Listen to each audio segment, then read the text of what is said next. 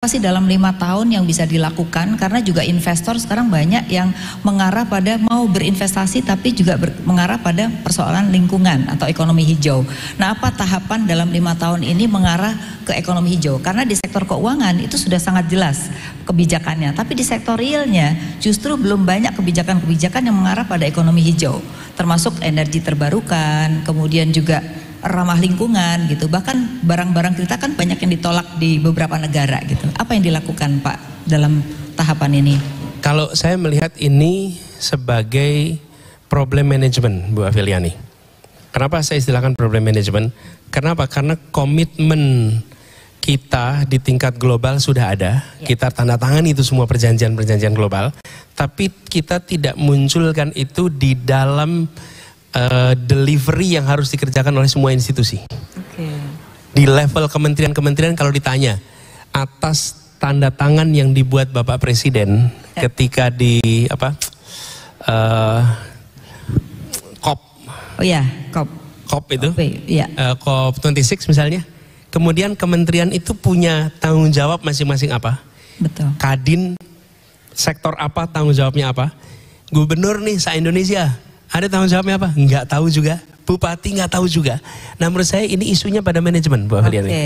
Kalau itu diturunkan di dalam satu kerja teknokrasi yang komplit, maka apa yang menjadi komitmen kita untuk sustainable development itu menjadi ukuran yang tangible. Lalu ketika dia menjadi ukuran yang tangible, apa yang terjadi? Akan ada negosiasi. Ya.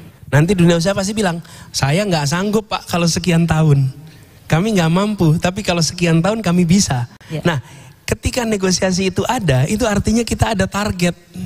Tapi kalau negosiasi aja nggak terjadi, itu artinya kita memang tidak punya sebuah target. Nah, menurut saya ini problem manajemen yang harus diluruskan. Dan Bapak sekalian, ini salah satu kelemahan di dalam kita yang harus kita perbaiki adalah bagaimana political commitment itu bisa diterjemahkan menjadi technocratic policy guideline.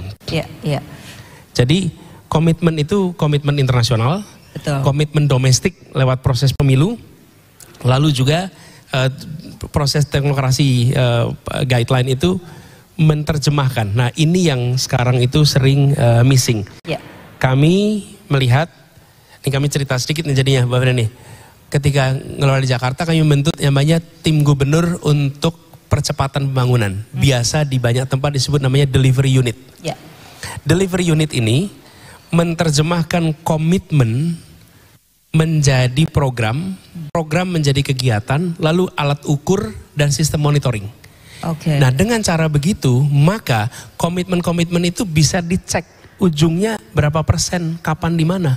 Jadi artinya Pak Anies akan juga mengimplementasikan dengan tahapan-tahapan tadi ya, secara manajemen baik pusat maupun daerah, bahkan pengusaha harus diajak juga untuk bersama-sama. Dan menurut saya dalam prakteknya kita harus harus ngobrol dengan dunia usaha supaya mereka memberikan feedback. Tidak bisa persoalan lingkungan ini one way. Ini harus berdua antara pemerintah dengan dunia usaha yang terkait dengan kegiatan usaha ya. Karena merekalah yang nanti akan melaksanakan di lapangan. Tapi dari sisi negara harus ada ketegasan bahwa kami memberikan tempo sekian tahun lalu diawasi eksekusinya.